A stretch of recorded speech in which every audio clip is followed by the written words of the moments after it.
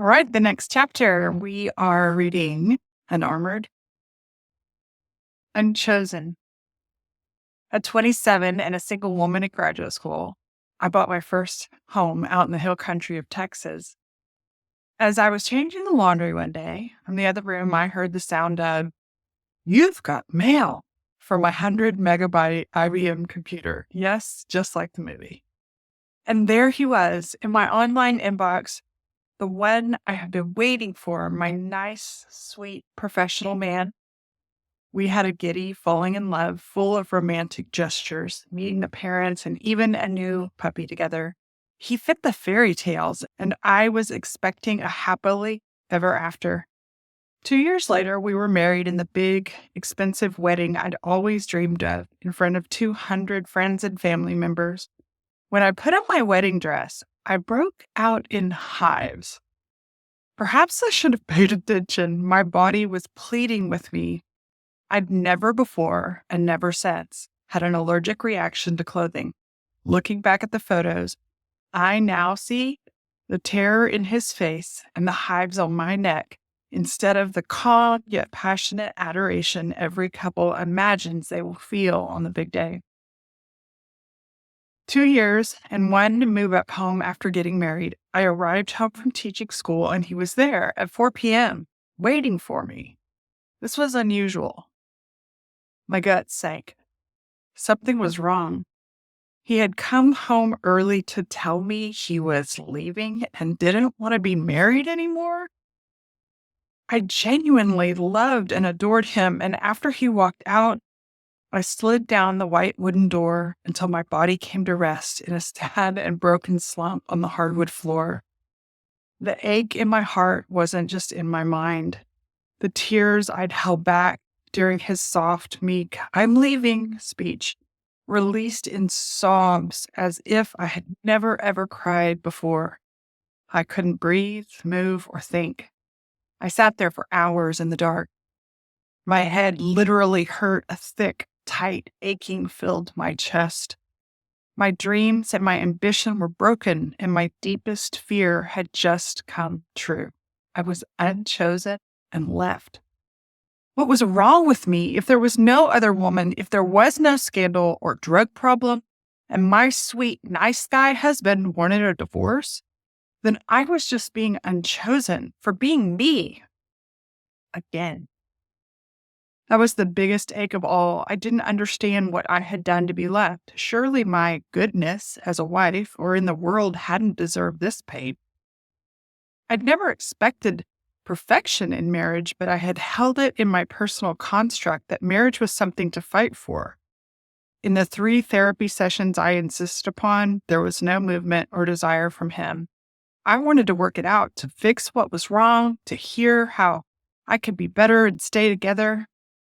Nothing I could say or do would move his compass. Even my therapist acknowledged that he was already long gone.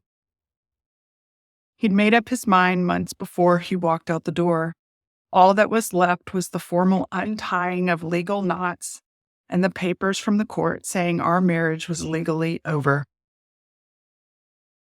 This was the abrupt end of my marriage and my young lady dreams. When I tried to look forward, I only felt left. Left by him, left also by a few Christian friends who dared not stay close with me for fear of tainting themselves. They saw my divorce as sin and an unforgivable abomination.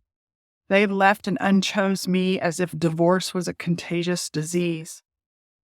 I saw my husband moving out of our life together, and that leaving brought with it all the fears I'd had since childhood. I felt that pleading coming up from my gut as my husband put down the ties of our marriage. It's the same feeling I had every time I saw my dad walk out the door when he and mom fought when I was growing up. At that moment, I was a child again, heartbroken, sad, and scared, and sure he would never come back. "Please don't leave." Careened the broken cry throughout my body and being. I felt the tornado come in and decimate the pleasing path I thought I'd found for my life. In reality, it wasn't a decimation of anything. It was the beginning of my very own self-creation.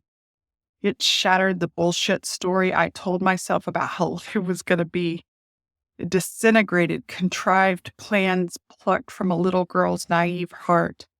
That heartbreak left me in the mess of my real life.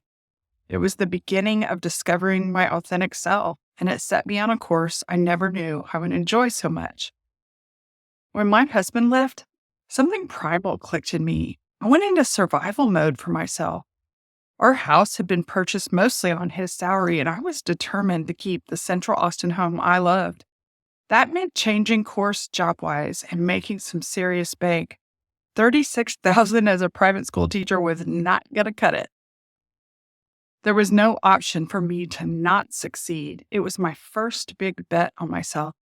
This was the hard right turn and unanswered prayer that opened my life to gifts I might have never given myself. Justifying desire was replaced with an immediate driven need to pay my mortgage on my own and to rise up. I became a realtor. While I am prone to hyperbole and exaggeration, I cannot see any other way I would have decided to go into business for myself.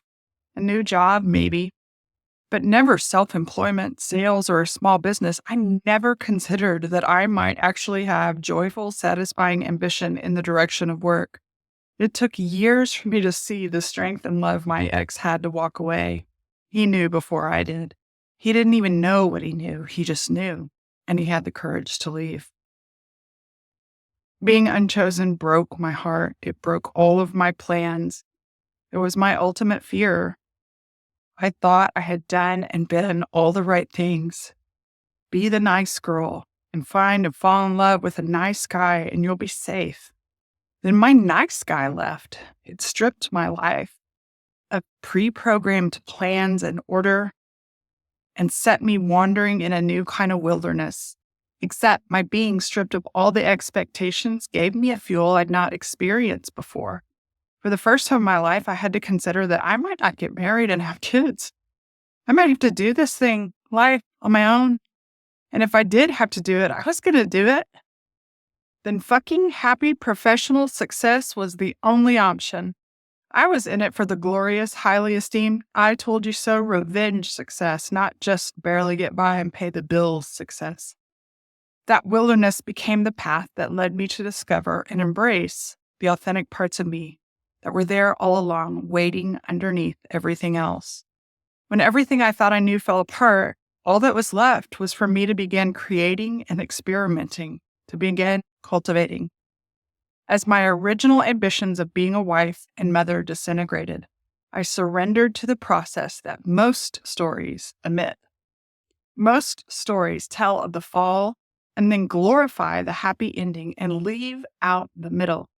You know what's in the middle? The process. The process doesn't always make good Hollywood, but the process is where the juice of life really lives. Artists thrive in the process. Souls know the process is the goal that lasts, unlike the short-term dopamine hit of a flashy one-time result whose glimmer fades in quick time. Process, inner work, trauma healing, the building of self-trust and personal growth don't always look sexy. I have found that the sacred and holy of life are in the process and in the unfolding and exploration. They live in the middle, not the end.